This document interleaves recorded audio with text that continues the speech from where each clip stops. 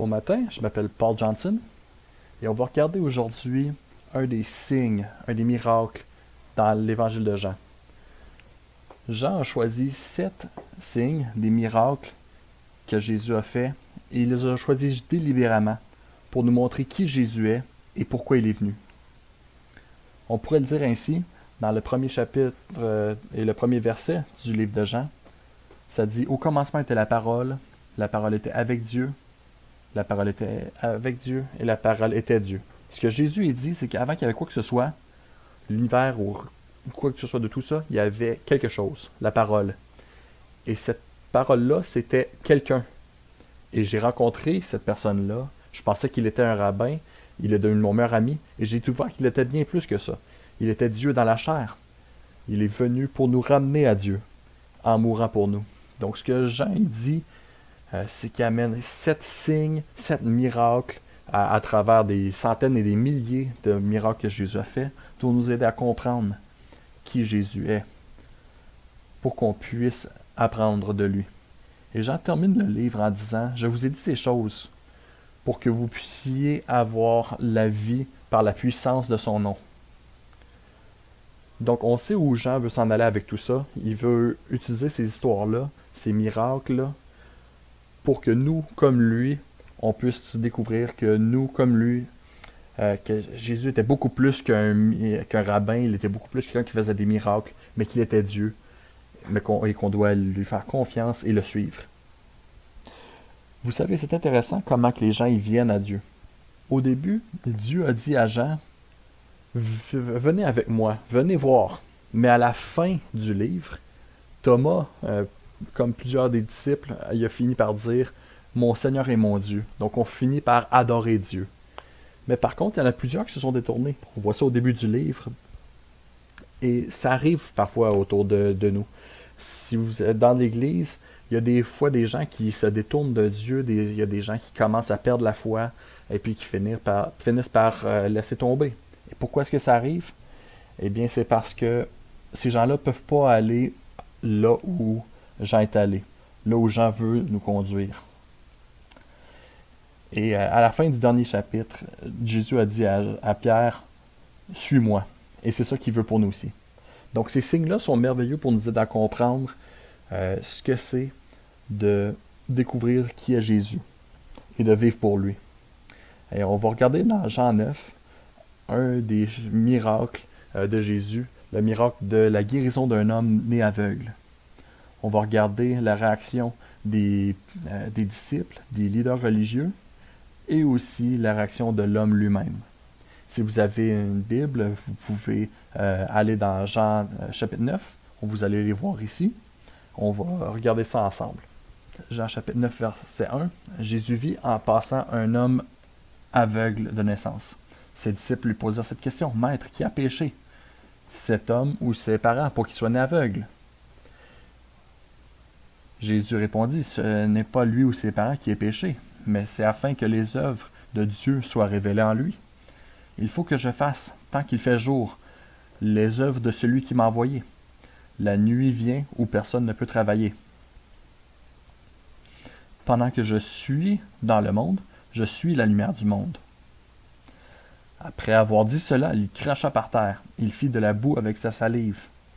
Puis il appliqua cette boue sur les yeux de l'aveugle et lui dit, « Va te laver dans le bassin de Siloé. » Nom qui signifie « envoyé ». Il y alla donc, se lava et revint, voyant clair. Les versets suivants décrivent comment ont réagi les parents, les leaders religieux. Mais ensuite, au verset 35, ça dit Jésus apprit qu'il l'avait chassé. L'ayant rencontré, il lui dit crois-tu au Fils de Dieu? Il lui répondit Et qui est-il, Seigneur, afin que je croie en lui? Tu l'as vu, lui dit Jésus, et celui qui te parle, c'est lui. Alors il dit Je crois, Seigneur, et il se prosterna devant lui. Jésus a dit qu'il était Dieu. Dans le verset précédent, dans une rencontre avec les leaders religieux, il a dit « Je suis Dieu ». Avant que Abraham fût né, « Je suis ». C'est deux mots très simples. Je suis, ça vient de l'Exode dans l'Ancien Testament. Jésus dit clairement, Dieu est parmi vous. Je suis Dieu, je suis Jéhovah, celui que vous adorez, Yahweh, celui qui a apparu à Moïse et qui a donné le nom, je suis qui je suis. Et qu'est-ce qu'ils ont fait? Ils ont ramassé des pierres pour lui lancer, pour le tuer. Donc si quelqu'un essaie de vous tuer, et puis que vous surviviez à ça, qu'est-ce que vous feriez? Plusieurs d'entre vous, vous essayeriez de ne pas attirer l'attention pendant un bout de temps, vous essayeriez de vous protéger dans votre maison. Si peut-être que vous engageriez un gardien de sécurité pour être avec vous. Peut-être que si vous étiez aux États-Unis, vous achèteriez une arme à feu. Vous feriez quelque chose pour vous protéger. Mais ce qu'on voit ici, c'est qu'il y a du courage. Parce que Jésus ne laisse pas ces hommes-là l'intimider. Ce qu'il va faire, c'est qu'il va montrer que la religion n'est pas adéquate pour nous conduire à Dieu. Il va démontrer du courage. J'aime ce que Andy Stanley dit sur le courage, c'est que de le faire quand même, c'est l'essence du courage. Il ne faut pas que la crainte nous enlève nos opportunités. Ça peut arriver parfois qu'il y a quelque chose que vous voulez faire, vous avez peur, mais que vous avez peur. Vous pouvez être un étudiant de secondaire 1 qui a peur de rentrer au secondaire, ou peut-être en rentrant à l'université, vous avez peur, ou peut-être vous avez peur d'appliquer pour un poste, de demander une promotion, de demander une augmentation de salaire, ou de demander une femme en mariage. Toutes ces choses-là prennent du courage. Et c'est facile de manquer une opportunité à cause du courage. Mais Andy Stanley dit, le faire malgré tout, c'est l'essence même du courage. Et on va trouver ça chez Jésus. On va trouver ça chez l'homme aveugle. Vous n'allez pas trouver ça chez les leaders religieux dans cette histoire-là. C'est l'histoire d'un homme qui a été guéri d'un aveuglement qui a commencé à sa naissance. Et vous savez, vous pouvez aller voir sur YouTube des vidéos de gens qui voient la couleur pour la première fois. Vous pouvez voir l'expérience de gens, c'est vraiment incroyable. Des gens qui sont nés daltoniens, qui ne voient pas vraiment bien les couleurs. Et là, après ça, avec des lunettes spéciales, ils sont capables de voir la couleur pour la première fois. J'en ai vu une dernièrement, un homme de 55 ans qui a mis les lunettes, et puis les émotions le prennent. Il commence à pleurer sur l'épaule de sa femme. Et là, après ça, il regarde autour de lui, il enlève les lunettes, il essuie les larmes de ses yeux. Et là, ici, c'est encore plus que ça. Là, c'est un homme qui n'a jamais vu de sa vie, et là, il peut voir comme nous, on voit, comme vous voyez. Donc, ce processus-là, de lui qui essaie de trouver qui est la personne qui l'a guéri, et de finir par l'adorer, cette personne-là, c'est une histoire sur l'adoration qui peut nous conduire à adorer Dieu aussi. J'aime bien cette citation de Emily Dickinson qui dit « La vérité doit éblouir graduellement ou tous seront aveugles. » Donc, quand on cherche Jésus, c'est vraiment un processus. Il faut être patient avec les gens parce que c'est un processus graduel et on voit ça chez l'homme aveugle. Nous aussi, on va le vivre parfois. On va regarder ça de 3 perspectives maintenant. Pourquoi? Les disciples, eux autres, demandent pourquoi. Les leaders religieux, eux autres, ils demandent quoi? Qu'est-ce qui s'est passé? Et l'homme aveugle, lui, il demande qui? On va regarder ça de la parole de Dieu. Les disciples, eux, ont demandé pourquoi. Eux autres, tout de suite, devant la souffrance, ils se lancent dans un débat théologique. Pourquoi? Pourquoi est-ce que cet homme-là est né aveugle? Vous savez, une des raisons principales pourquoi les gens rejettent Dieu, c'est à cause de la souffrance dans le monde. Il faut apprendre à répondre à ça. Parce qu'il y a souvent des gens qui disent il y a trop de souffrance, il y a trop de douleur dans le monde, trop d'injustice. Et si Dieu est tout-puissant, pourquoi est-ce qu'il ne fait pas quelque chose? Donc les gens ils rejettent Dieu à cause de ça. La souffrance, ça peut amener cette réaction-là chez les gens. Mais la souffrance aussi, ça peut amener à une autre réaction. On peut arriver, comme les disciples, de regarder ça puis de dire ah ben s'il y a de la souffrance, il doit y avoir quelqu'un qui a fait quelque chose de mal. Puis on peut pas comprendre des fois. Il y a des gens qui disent ah ben là, est-ce que peut-être quand l'enfant était dans le ventre de sa mère, est-ce qu'il a péché? Est-ce que c'est l'enfant qui a péché? Est-ce que c'est papa qui a péché, maman qui a péché? Est-ce que c'est le jugement de Dieu? Notre tendance, ça peut être, si on fait pas attention, de regarder quelqu'un qui a une vie difficile puis de dire ah, c'est à cause qu'ils ont fait quelque chose de faux. Une histoire bien connue, l'histoire de Job dans l'Ancien Testament. C'est exactement ça qui s'est passé. Job avait des enfants, il avait de la richesse, et puis là, le désastre arrive, il perd ses enfants, il perd sa richesse, euh, et il perd vraiment tout. Et là aussi, lui-même, il est tombé malade, et là, finalement, sa femme elle-même lui a dit maudit Dieu et meurt. Vraiment pas une bonne femme à qui être mariée. Et Job a dû lui dire Dieu donne, Dieu reprend, béni soit le nom du Seigneur. Donc il doit lutter avec la souffrance, la tragédie, mais garder sa foi. Et puis là, il y a les amis de Job qui arrivent, et eux autres, ils décident de juste rester avec lui et pleurer avec lui. Ça, c'est la meilleure chose qu'ils ont faite pendant une semaine. Mais après ça, ils commencent à lui parler. Et là, ils ont la même idée. Quelqu'un a dû faire quelque chose de faux. Job, t'as dû faire quelque chose de faux. Et il y en a un d'entre eux dans la conversation qui dit c'est à cause de ta méchanceté. Et on voit ça souvent, les gens qui vont souffrir, des gens qui ont des vies difficiles, on a tendance à dire ah, ils ont fait quelque chose de faux. Mais aussi, le contraire est aussi vrai. Des fois, on dit ah, j'ai dû faire quelque chose de bon, parce que tout va bien. J'ai une maison, j'ai une voiture. Et parfois, on va commencer à dire ah, j'ai dû faire quelque chose de bon, tout a bien fonctionné. Et c'est pas une bonne façon de regarder la vie. La Bible est très claire. C'est pas une façon biblique de regarder les choses.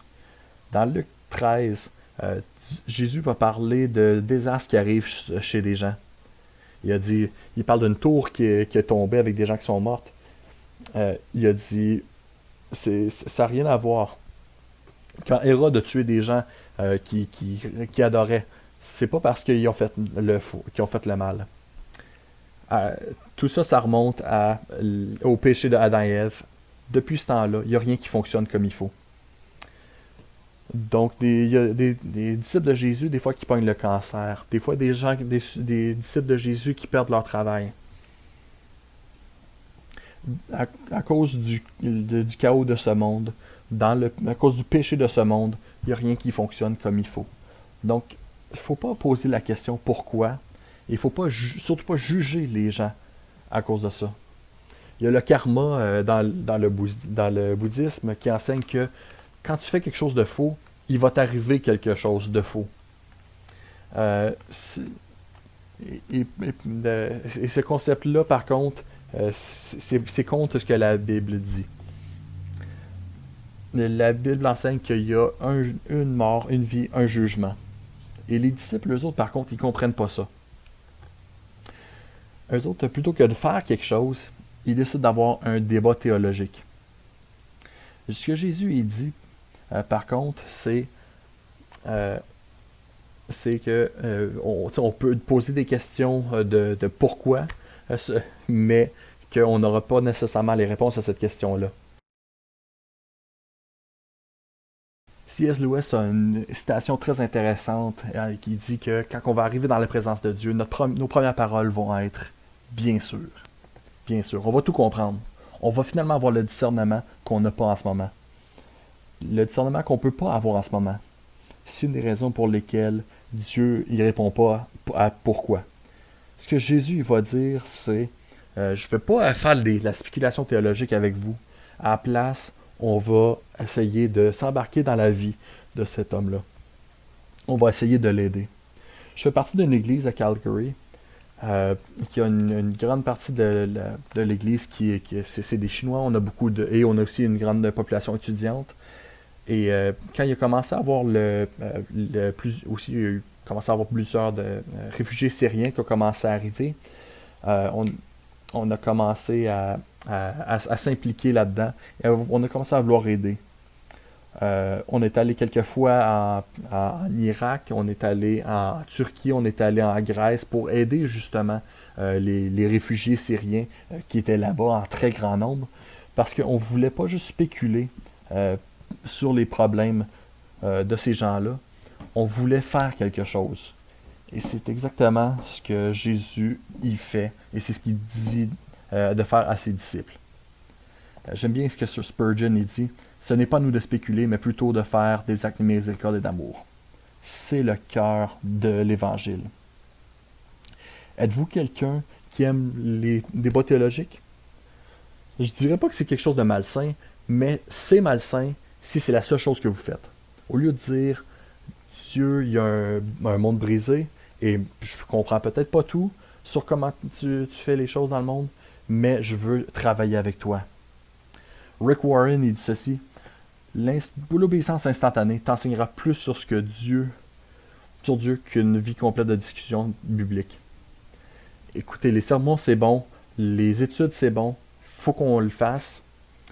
Toutes ces choses-là sont saines, mais par contre, si on fait toutes ces choses-là, mais on commence pas à s'impliquer dans ce que Dieu veut faire dans le monde pour aider à alléger les souffrances des gens, on manque à ce que Jésus est en train de vouloir nous enseigner. Pourquoi est-ce que l'homme est né aveugle? C'est un mystère. Mais Dieu est en train de faire quelque chose et nous, on doit se joindre à ça. Donc, on doit prier Dieu. Qu'est-ce que je peux faire dans ce monde déchu? Qu'est-ce que je peux faire pour aider? Donc, les disciples, eux autres, ils demandent pourquoi. Ensuite, les leaders religieux, eux autres, ils ont demandé quoi? Ils ont vu qu'est-ce qui se passait, mais ils ont quoi? Qu'est-ce qui se passe?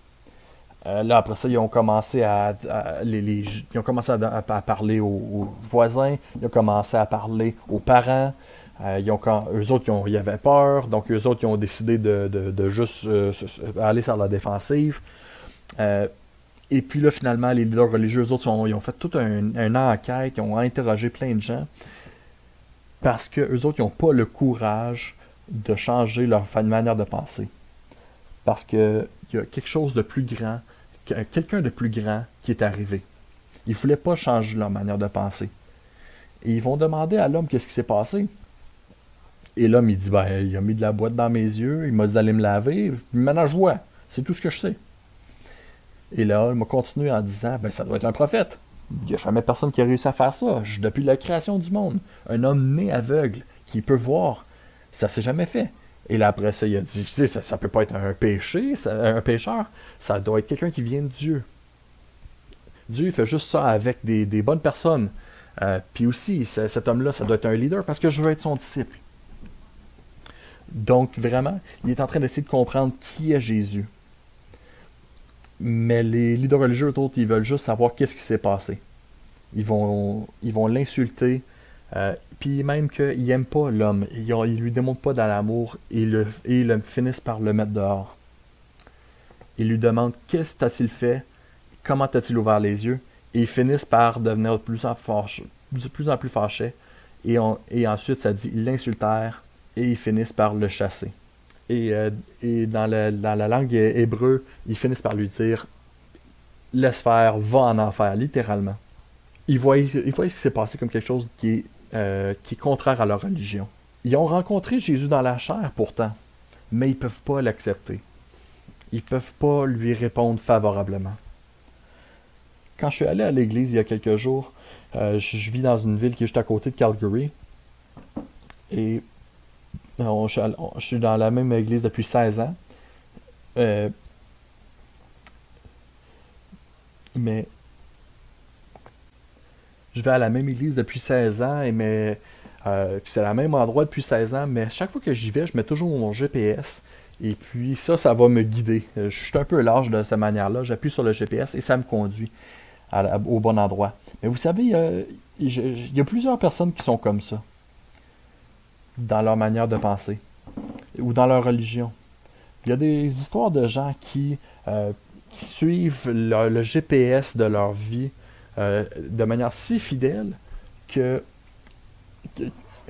finissent par foncer dans un mur. Dans leur voiture, ça arrive des fois. Des gens qui suivent leur GPS tellement qu'ils vont foncer dans un mur, dans un train, et sans regarder autour d'eux. C'est tragique. Et c'est la manière que les leaders religieux ils fonctionnent. Un des thèmes dans Jean, c'est que quand on commence à rencontrer Jésus, on a on doit lui répondre. On doit lui répondre soit favorablement ou défavorablement. Maintenant, pourquoi est-ce que les religions ont été aussi hostiles envers l'homme aveugle? C'est à cause de l'orgueil. Dietrich Bonhoeffer, il dit « La racine de tout péché est l'orgueil ». L'orgueil dit « Je suis pas mal bon, j'ai mon bon système, tout fonctionne bien, j'ai une bonne religion. » Mais quand on rencontre Jésus, qui dit qu'on est tous pécheurs, qu'il n'y a rien qui fonctionne dans notre affaire, on est tous aveugles spirituellement, on a besoin de quelqu'un pour venir dans notre vie, pour nous aider, même peut-être nous humilier. C'est ce que Jésus a fait à l'homme en lui mettant de la boîte dessus. Imaginez-vous, mettez-vous à la place de l'homme aveugle. Quelqu'un a craché vers lui. C'est une marque d'humiliation. Et Jésus a craché par terre, il a fait un peu de boue avec sa salive, puis il a mis ça dans les yeux de l'homme.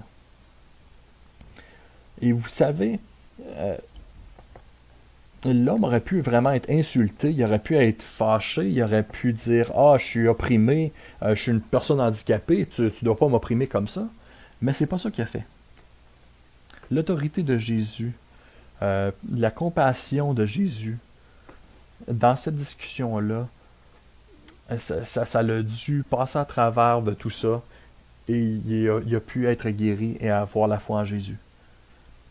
Et puis, en tant qu'homme aveugle, il a dû quitter où il était avec la boîte dans les yeux, demander son chemin, il a dû demander à quelqu'un de l'aider, à l'apporter. Et puis les gens, ils ont dû le voir faire ça. Ça a dû prendre beaucoup de courage pour suivre Jésus. Donc ça prend du courage pour prendre les instructions que Jésus nous donne et de les suivre. Cet homme-là a démontré un peu de courage dans sa vie.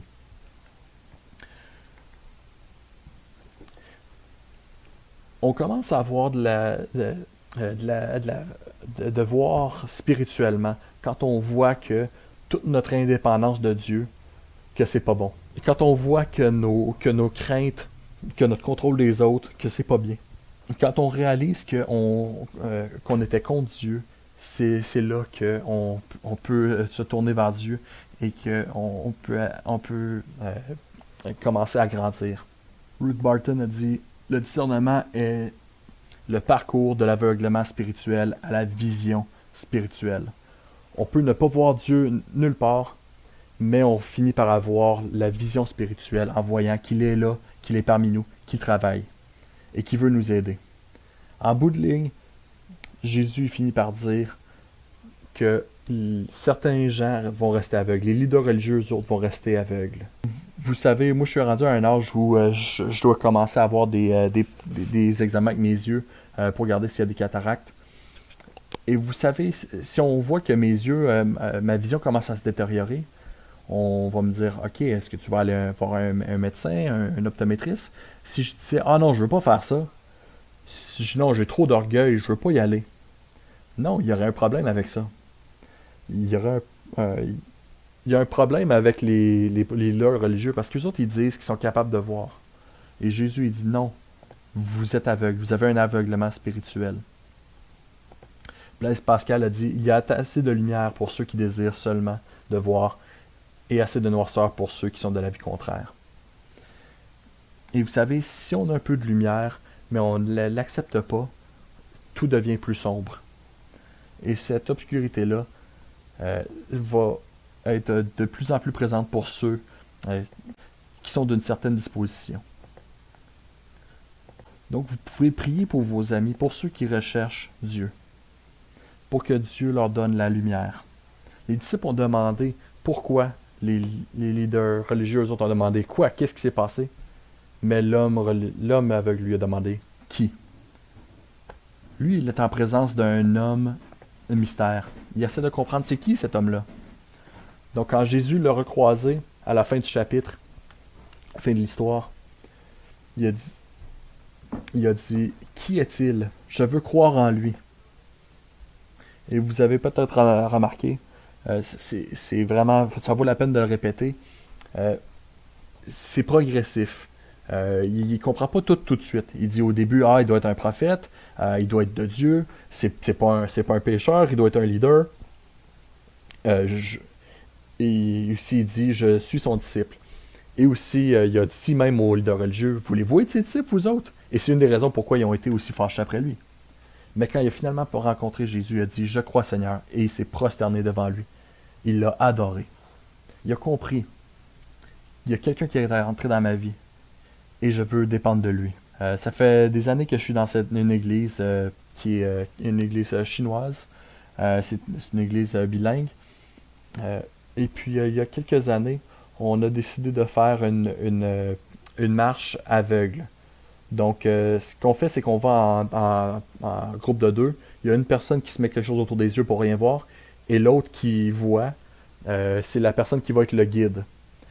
Et là, il faut sortir de l'église, à descendre l'escalier, passer à travers du couloir, sortir de la porte, passer à travers des parcours de tennis, et après ça, revenir dans la pièce. C'est assez drôle à faire, et c'est le fun à faire, surtout si vous êtes la personne qui a les yeux bandés. Et là, on va vraiment s'accrocher les yeux. Il faut vraiment avoir la foi. Vous allez marcher à travers de ça, vous essayez de pas trébucher. Mais on voit vraiment ce que c'est de suivre Jésus. L'homme aveugle, lui, est passé de l'aveuglement spirituel, l'aveuglement physique, à une vision spirituelle, une vision physique, et après à dépendre de Jésus. C'est très intéressant aussi il s'est prosterné devant lui. Ça, c'est le point culminant de l'histoire. C'est un homme juif, il est dans la religion juive, et tout le monde sait quels sont les commandements. Tu as juste le droit d'adorer Dieu. Tu n'as pas le droit d'avoir d'autres dieux devant lui. Donc, Tim Keller, il dit, adorer la mauvaise chose est la raison pour l'aveuglement spirituel. On adore tous quelque chose ou quelqu'un. La Bible appelle ça des idoles. C'est des choses, des substituts auxquels on va se tourner pour nous donner une raison d'être, pour essayer de nous protéger, pour nous donner, une raison de faire des choses. On va toujours regarder vers des choses ou des personnes qui ne sont pas Dieu. On va adorer ces choses-là. On peut adorer une femme parfois et dire ah, t'es ma Vénus. On va adorer un homme, dire ah, t'es mon Superman. On va peut-être adorer les sports, le football, le hockey. Il y a plein de choses comme ça qu'on peut adorer. Mais surtout, on va s'adorer nous-mêmes. On va dire ah, c'est moi le maître de ma vie. Je vais faire mon propre univers. Je vais choisir ce qui est bon, ce qui est mal. Puis vous existez tous pour moi. Ça, c'est l'essence d'être un adorateur de soi-même. C'est l'orgueil. Mais cet homme-là, lui, a arrêté ça. Quand il a dit à la place, Jésus, je vais t'adorer, toi. Avez-vous remarqué son courage ici? On aurait pu dire il aurait pu perdre sa carrière, mais il a aussi perdu son entourage. Eux, ils croyaient plus que c'était l'homme aveugle. Ses parents l'ont un peu rejeté. Les leaders religieux aussi. Ils l'ont mis dehors de leur religion. Donc, il a tout perdu ça. Mais il y a eu Jésus. Je crois que lui dirait que ça valait la peine. Parce qu'il a trouvé ce pourquoi il était sur la terre. Une relation avec Dieu à travers de Jésus-Christ. Donc, je pourrais m'arrêter ici et dire ayez du courage, croyez, faites le bien, soyez impliqués dans le monde. Mais ça ferait pas très différent d'une église New Age. On voit ça souvent dans des églises New Age où ils vont dire ok, faites toutes ces choses-là, devenez les meilleurs vous que vous pouvez. J'ai vu une femme il y a quelques années, justement, qui était dans le New Age, qui était sur une plage, et elle s'est tenue debout, elle a dit « Je suis Dieu ». Et puis, vous savez, cette femme-là, dans la virus de la pandémie, ne pouvait rien faire contre ça. Nous, on n'a pas le pouvoir sur quoi que ce soit dans ces temps-là. Donc, nous, on n'est pas une église New Age. On n'est pas des disciples du New Age. On est des disciples de celui qui a été crucifié. Donc, je veux terminer en disant que nous, on a la vision spirituelle à cause que Jésus est devenu spirituellement aveugle. Regardez ce qui s'est passé sur la croix. Pendant 3 heures, il a été là. Et ça dit dans la Bible qu'il y a eu des ténèbres sur tout le pays pendant 3 heures de l'après-midi. Il ne pouvait pas rien voir. Il ne pouvait pas voir personne. Et il a dit, mon Dieu, pourquoi m'avez-vous abandonné? Il a été abandonné. Et il a vécu toutes les horreurs de l'enfer pendant 3 heures sur la croix. Il est devenu aveugle pour que nous, on puisse voir. David, dans le psaume 69, il demande à Dieu, dans le psaume 69, de rendre ses ennemis aveugles.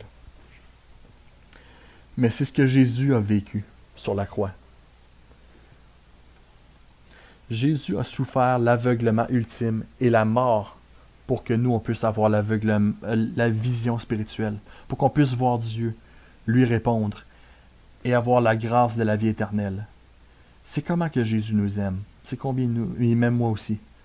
Vous savez, on a besoin du courage. On a besoin du courage pour demander une femme en mariage. On a besoin de courage pour demander une promotion. On a besoin de courage pour déménager dans une nouvelle ville. Et ça dit dans Psaume 40 que Jésus, ça dit, j'ai perdu tout courage. Donc Jésus, toute la vie de Jésus est dans les psaumes justement. Jésus a tout perdu. Et puis dans le livre de Dante's Inferno, ça dit, à l'entrée dans l'enfer, laissez tout courage de côté, vous qui entrez ici. Donc Jésus, lui, il a perdu tout courage. Il a laissé tout ça de côté. Et puis nous, on doit justement... le but de l'histoire, c'est pas de se faire dire « Ah, je vais travailler plus fort ». C'est de demander à Jésus d'avoir son courage dans notre vie. Donc maintenant, comment est-ce qu'on peut le vivre tout ça? Donc, faites pas de spéculation sur des débats théologiques, mais à la place, agissez avec Dieu. Et deuxièmement aussi, voyez les invitations pour... dans la vie des gens pour leur démontrer de l'amour, pour prendre soin d'eux. Et aussi, vous réalisez que c'est un processus de venir à Jésus. Soyez patient avec les gens autour de vous qui sont proches de Jésus. Priez pour eux. Répondez à leurs questions et demandez à Dieu de leur donner la lumière spirituelle. Et peut-être que là, Jésus va pouvoir les aider à venir à eux. Ça vous montre que vous pouvez bien comprendre si vous pouvez leur démontrer de la patience. Prions ensemble. Pendant que je prie, vous pouvez prier aussi. Jésus, je veux cette lumière. Je veux pouvoir voir ce que tu vois. Parce que tu as tu as guéri. Tu as guéri l'aveuglement spirituel. Je veux pouvoir aussi me salir les mains pour pouvoir aider les gens. Jésus, je veux pouvoir voir les gens comme étant une invitation pour faire le bien. Je veux pouvoir les aimer et je veux que ton amour passe à travers de moi.